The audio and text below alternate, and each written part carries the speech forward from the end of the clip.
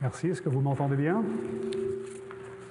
Alors tout le monde a eu son café et est prêt pour ma présentation. C'est toujours un bon moment de passer avant le lunch et après, tout le monde a eu une tasse de café. Je voudrais faire une petite question rapide dans la salle. Combien de vous avez déjà entendu parler de Huawei? Levez le bras si vous connaissez le nom de nos sociétés Huawei. Il n'y a pas beaucoup de bras qui se lèvent. Donc en fait, on n'est pas une agence de voyage pour Hawaï, comme certains en Amérique croient que nous sommes. On a presque un logo qui ressemble à Canary, mais on n'a pas copié celui de Canary. C'est peut-être Canary qui a copié le nôtre. Hein. Je ne sais pas où est Jim, là, mais il est peut-être... Donc en fait, Huawei, c'est le numéro 2 aujourd'hui au niveau des infrastructures de télécommunications publiques, derrière Ericsson.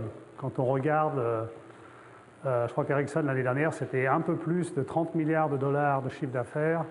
Et Huawei, on est pratiquement à 30 milliards de dollars de chiffre d'affaires. Donc Huawei, c'est une entreprise chinoise qui a été créée dans les années 80, qui a bénéficié de la croissance des réseaux de télécommunications en Chine, qui a commencé dans les autocommutateurs privés, qui est rentré dans les commutateurs publics, qui est ensuite rentré dans les réseaux, les multiplexeurs d'accès et le large bande DSL, et qui a grossi de manière extrêmement rapide au début du siècle. Et donc maintenant, Huawei, c'est un des plus grands fournisseurs de réseaux d'équipements de télécommunications dans le monde entier.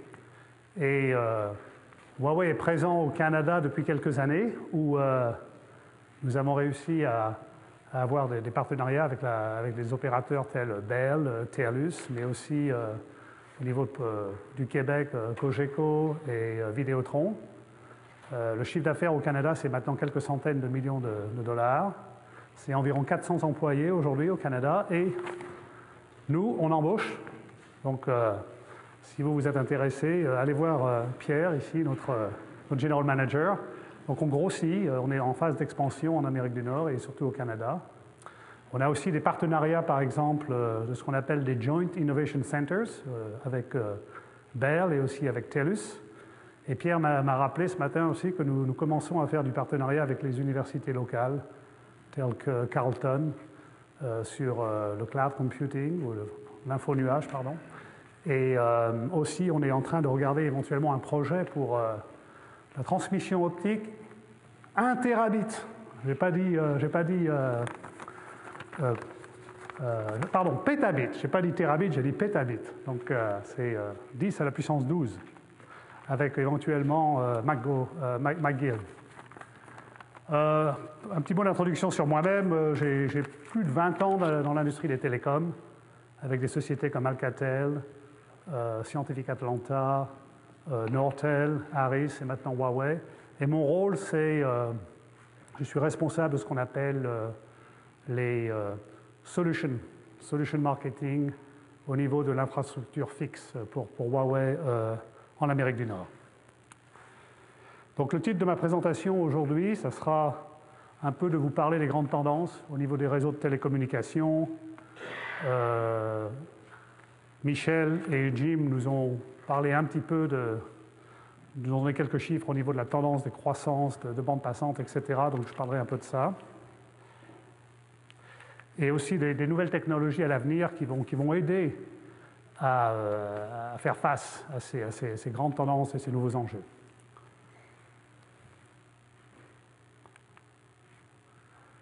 Donc si on regarde aujourd'hui un peu ce qui se passe au niveau macroéconomique dans les télécoms, c'est quand même un domaine en très très fort bouleversement. Au niveau résidentiel, au niveau particulier, enfin pas ma génération, mais je regarde la génération de mes enfants qui ont 17 ans et 20 ans, c'est Facebook, c'est le social networking. C'est quand même des choses que personne n'avait anticipées il y a 10 ans. Quand on regarde au niveau de l'Internet, ça va aller au-delà des usagers humains. Il y aura de plus en plus de machines raccordées à l'Internet. Il y a quelques mois, j'ai lu un livre d'Atali en France sur le futur. Il prévoit qu'on aura tous des capteurs intégrés dans nos corps.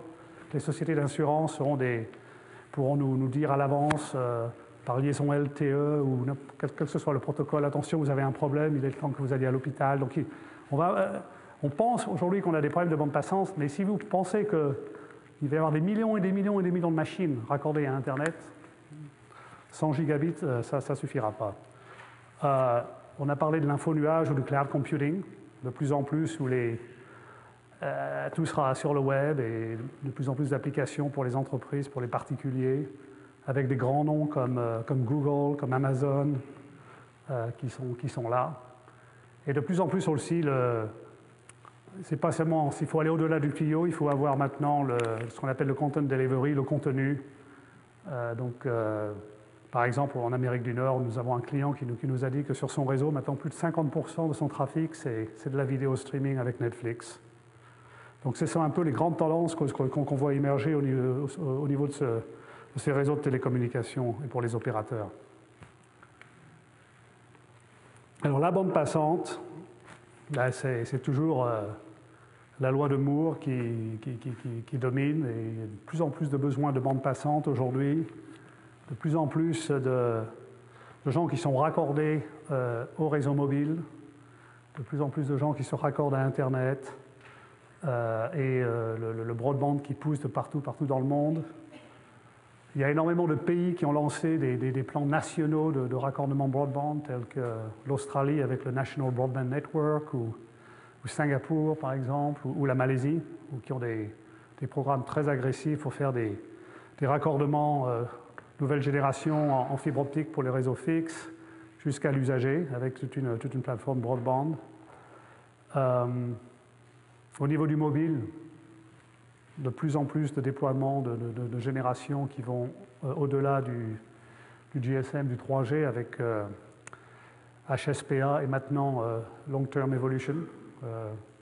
Donc avec l'explosion de ce qu'on appelle les téléphones intelligents, les smartphones, depuis quelques années, et les opérateurs qui sont constamment obligés de faire des investissements sur leur réseau mobile pour faire passer ce trafic des smartphones comme iPhone ou des smartphones qui sont basés sur Android. Donc la bande passante, il y en a toujours besoin de plus, et on voit maintenant que on est à un moment critique où finalement, pour les opérateurs, il y a toujours ce demande de bande passante, mais ça avec des problèmes éventuellement de profitabilité pour les opérateurs, parce qu'il faut toujours plus en plus de bandes passantes, mais le revenu moyen par usager ou par entreprise n'arrive pas, on ne peut pas tirer plus que ce qui est possible, et on est quand même pour les opérateurs publics, c'est assez critique au niveau du taux de rentabilité.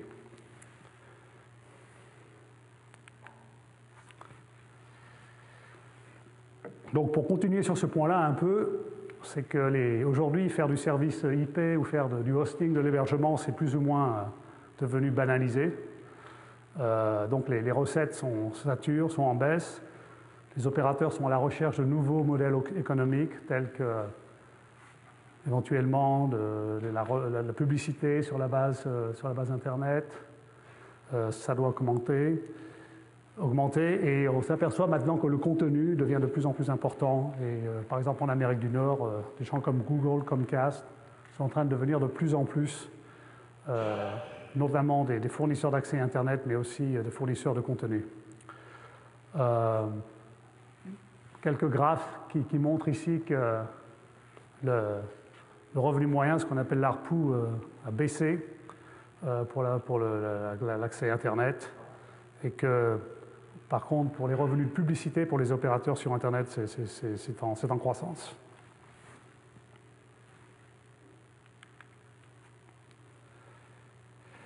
Alors, ce qu'on appelle le content delivery, ou la fourniture de contenu, c'est de plus en plus un domaine en croissance pour les opérateurs, où on voit beaucoup d'investissements, beaucoup d'initiatives. Ça permet de fournir de nouveaux services, L'idée, c'est d'avoir de plus en plus d'être présent sur tous les médias possibles, non seulement le téléviseur, le PC portable, mais aussi les tablettes ou les smartphones. Et on voit que le prix de streaming associé à la vidéo est en chute. Donc c'est toujours pareil pour les opérateurs. Il faut qu'ils investissent dans ces nouveaux content delivery, mais ils n'arrivent pas à dégager des revenus suffisants pour toutes ces opérations de streaming vidéo. Donc ils doivent continuer toujours à regarder au niveau de leur réseau à investir dans les nouvelles technologies qui permettent de réduire leurs coûts d'exploitation. Et ça, c'est j'allais dire, un refrain qu'on entend partout dans le monde, par tous les opérateurs.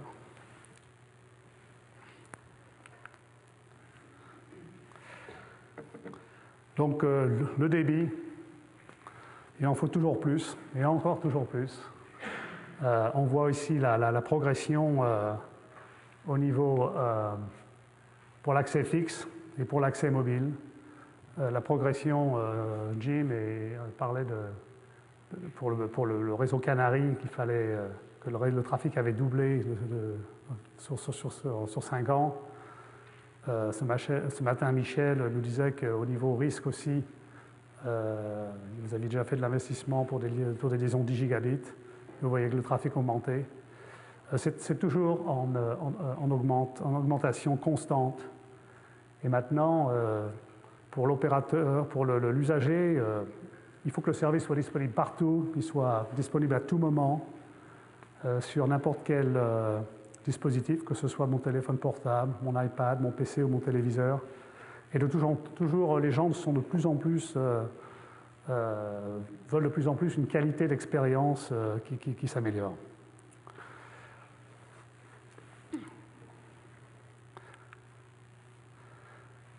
Nous avons aussi entendu ce matin Jim qui parlait de son réseau international et du temps de latence. Donc le temps de latence, ça devient maintenant un besoin de plus en plus critique. Maintenant que les opérateurs font des investissements sur fibre optique à 40 gigabits ou 100 gigabits, les effets de temps de latence se font de plus en plus sentir.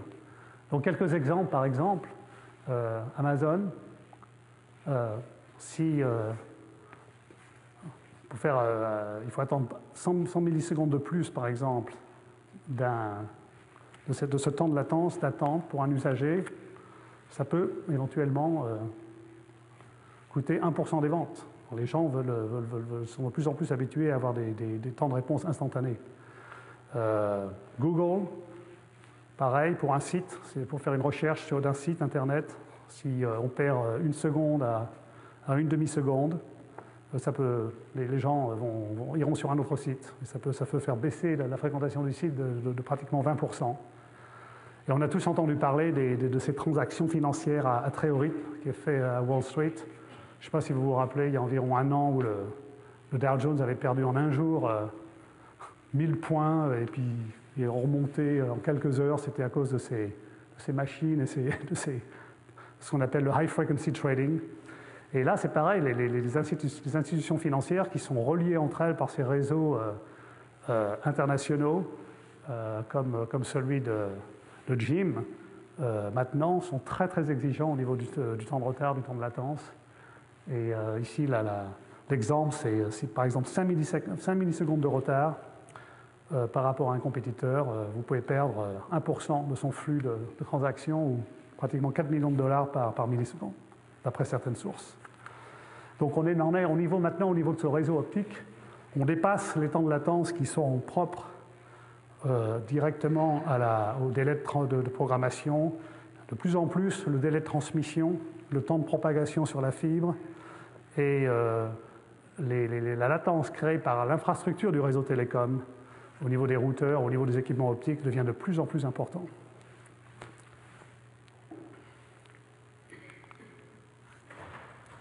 Alors si on regarde ce nouveau réseau fixe, à quoi il doit ressembler et quels doivent être ses nouveaux attributs. Donc au niveau de l'accès ou le réseau de distribution donc qui connecte usagers résidentiels ou les petits professionnels. De plus en plus, il doit être multiservice. On parle tous maintenant de voix, données, vidéo. Il doit s'adapter à des environnements différents. Il doit être très bas coût et il doit être capable de préparer l'air à très haut débit qui va déjà plus loin que 10 mégabits par seconde. On parle maintenant de 50 mégabits par seconde avec les câbles opérateurs avec DOCSIS 3 ou même maintenant à 100 mégabits par seconde dans certains pays en Orient comme la Corée ou le Japon avec les technologies fibre jusqu'à l'abonné, réseau optique passif qui sont à technologie GPON qui est déjà à 1 giga et maintenant les nouvelles technologies qui sont 10 gigabits GPON qui permettront de mettre 10 gigabits sur une fibre partagée jusqu'à 32 utilisateurs. Au niveau de l'agrégation, il faut que ce soit aussi très flexible, que ce soit facile de déployer. Au niveau du cœur du réseau, on va passer à des très hautes capacités. Il faut être de plus en plus intégré pour préparer la capacité du Content Delivery Network. Et au niveau du transport, il faut être prêt aussi pour le très très haut débit pour le nuage.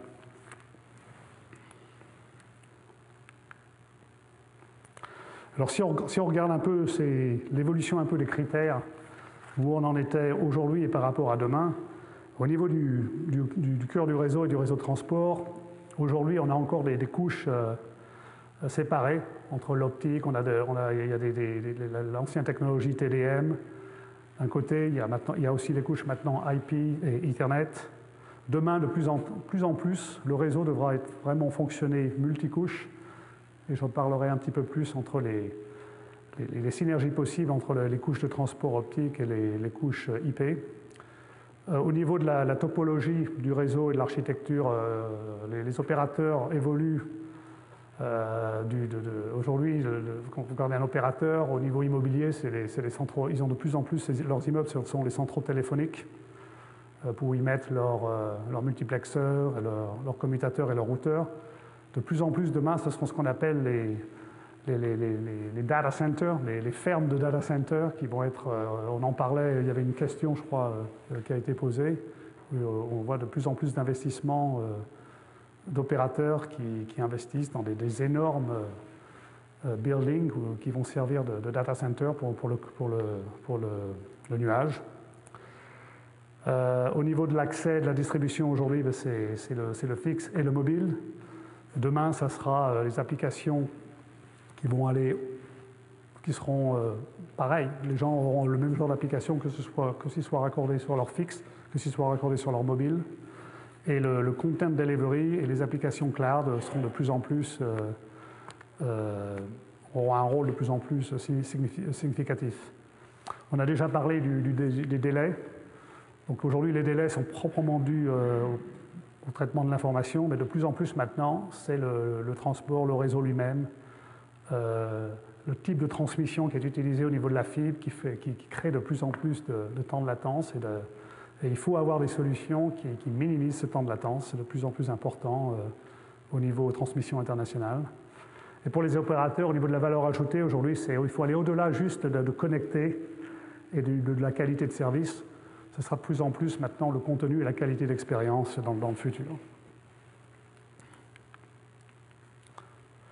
Alors si on regarde un peu les nouvelles technologies et les solutions pour demain, je vais essayer d'en parler un petit peu dans les quelques diapositives qui suivent. Alors la première grosse technologie qui arrive aujourd'hui, c'est au niveau du transport optique, c'est le 100 gigabits.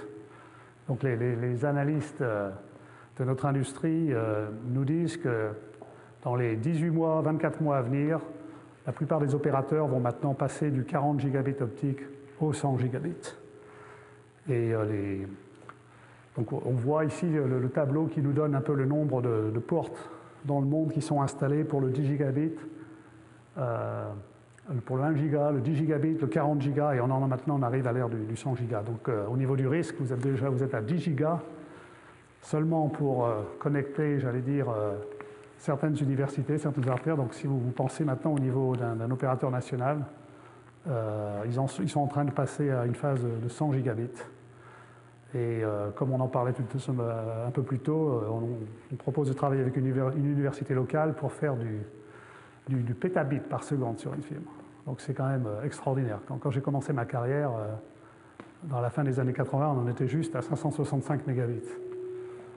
Et il y a 10 ans, Nortel était devenu leader mondial avec le 10 gigas. C'était il y a 10 ans. Et maintenant, 10 ans après, on en est déjà allé de parler au-delà du 100 gigas. Les routeurs IP ont aussi maintenant des cartes 100 gigabits. Donc c'est aussi un catalyseur pour avoir des solutions optiques qui vont être aussi à 100 gigabits. Et donc il va y avoir cette nouvelle phase de transformation du réseau de très longue distance optique avec le 100 gigabits. Alors le terme qu'on utilise à Huawei, c'est un petit terme, j'allais dire un peu naïf, mais on parle de tuyau optique qui doit devenir en or, parce que ce n'est pas uniquement des fibres noires qui ne sont pas utilisées, mais il faut comment faire changer ces fibres et les faire devenir en or. Et en fait, ce réseau, il devient de plus en plus intelligent, il est capable de plus en plus de débit, et tout ça avec des standardisations au niveau international qui sont basées sur la technologie qu'on appelle Optical Transport Network, qui est le standard utilisé maintenant par les opérateurs de télécom et par les fournisseurs, qui en fait intègrent les couches anciennes SDH SONET, Gigabit Ethernet, les couches Dense WDM avec un standard qui unifie tout ça au niveau optique. Et maintenant, tous les équipements optiques sont basés sur ce standard. Au niveau de l'accès, on parle maintenant de fibres chez l'usager. Maintenant, on prépare les technologies 10 gigabits. Donc, on est au-delà du gigabit EPON ou gigabit GPON. On prépare le 10 gigabits. Et au niveau métropolitain et transport très longue distance, on passe de 10 gigas à 40 à 100 avec les standards OTN.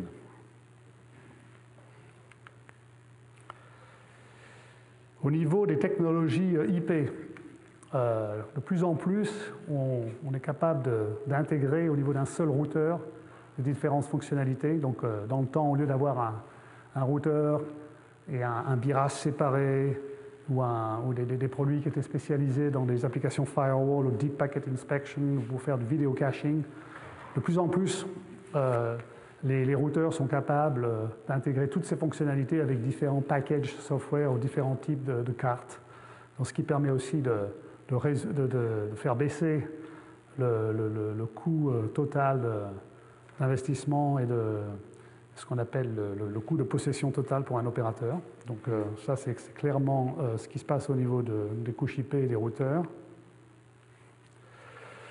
Et nous, chez Huawei, et de plus en plus, on regarde aussi maintenant, dans le futur, comment avoir beaucoup plus de synergie entre la couche optique et la couche IP de routeur. Aujourd'hui, ces deux réseaux sont déployés en parallèle, coexistent. Le standard OTN permet au niveau physique d'avoir des solutions pour transmettre de manière plus efficace les interfaces Ethernet gigabit, d'avoir une meilleure intégration de la couche Dense WDM de la couche physique et la capacité de gérer tout ça. Mais la couche IP reste séparée de la couche optique. Donc aujourd'hui, quand vous regardez une transmission, un paquet part d'un routeur, prend un bout de réseau optique, repasse sur un autre routeur, qui le renvoie sur un autre réseau optique, etc., etc. Donc en fait, on doit pouvoir gagner de l'efficacité et pouvoir réduire le coût de réseau si, par exemple, on ne fait passer le paquet que dans les routeurs qui sont nécessaires. Donc il y a de plus en plus de recherche au niveau de la standardisation avec ce qu'on appelle le MPLS Transport Profile ou faire des routeurs qui auraient une certaine connaissance de la capacité OTN ou utiliser des technologies VLAN sur la couche OTN pour faire en sorte de faire passer le trafic sur la couche optique et éviter de faire passer par des portes de routage qui sont non nécessaires pour réduire le coût total de possession du réseau. Au niveau de la distribution fixe, j'en ai déjà un peu parlé. De plus en plus maintenant, les plateformes de réseau de distribution sont des plateformes unifiées qui préparent ce qu'on appelle l'étape de l'ultra broadband, et qui vont être capables d'aller jusqu'à 100 mégabits par seconde chez l'usager, avec les technologies VDSL2, ce qu'on appelle la technologie vectoring pour la partie cuivre, et puis pour la partie fibre, avec les technologies PON qui vont maintenant jusqu'à 10 gigabits. Et tout ça sur des plateformes intégrées qui sont capables à la fois d'avoir des cartes cuivre et des cartes fibre optique. Donc, par exemple, au niveau on a vu certaines activités depuis 18 mois, par exemple, pour certains campus qui rénovent leur réseau et qui ont fait des technologies, par exemple, PON jusqu'à chaque chambre d'étudiants. J'ai travaillé sur un projet, c'était l'université de Rutgers au New Jersey, qui avait un projet il y a 18 mois pour complètement, j'allais dire, moderniser leur campus.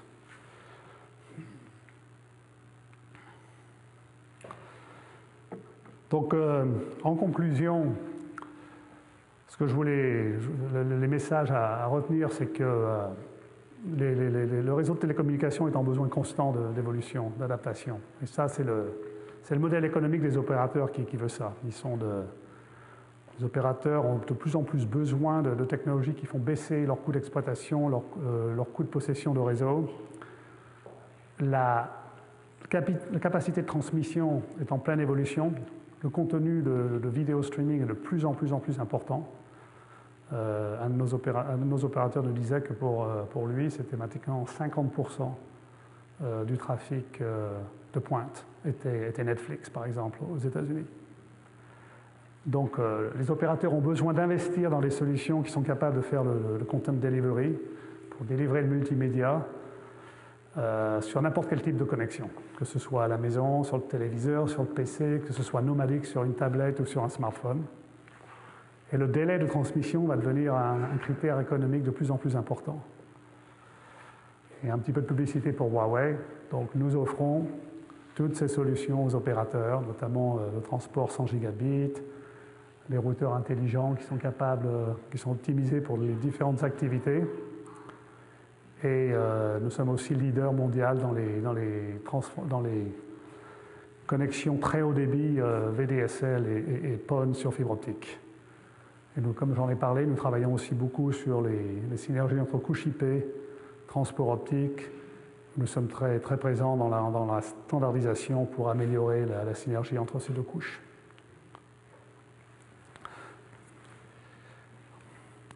Donc ceci conclut ma présentation. Je voudrais vous remercier. Et si vous avez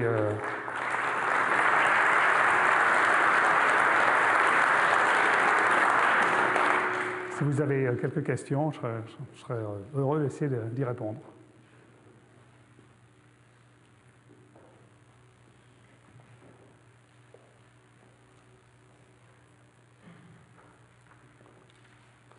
Luc Beaulé de l'ETS. Je voulais simplement, par curiosité, savoir si vous pourriez nous parler un petit peu des équipements qui sont derrière l'infrastructure de Huawei pour ces technologies-là. Est-ce que c'est Huawei, je crois que Huawei fabrique aussi des technologies, l'équipement matériel pour les réseaux, mais en fait, j'étais juste curieux de savoir. En fait, c'est ce que j'essaie d'expliquer au début en parlant de Huawei. Nous sommes leader mondial dans tous ces équipements de télécommunication. Donc, au niveau de la transmission optique, au niveau des routeurs IP, des switches Ethernet, ce qu'on appelle pour le carrier Ethernet, et au niveau des réseaux de distribution à très haut débit en technique cuivre et optique. Donc, nous fournissons ces équipements à plus de 140 opérateurs dans le monde entier. Et depuis quelques années, nous faisons de plus en plus de commerce et d'affaires avec les opérateurs en Amérique du Nord, notamment au Canada, mais aussi aux États-Unis. Est-ce que j'ai répondu à la question?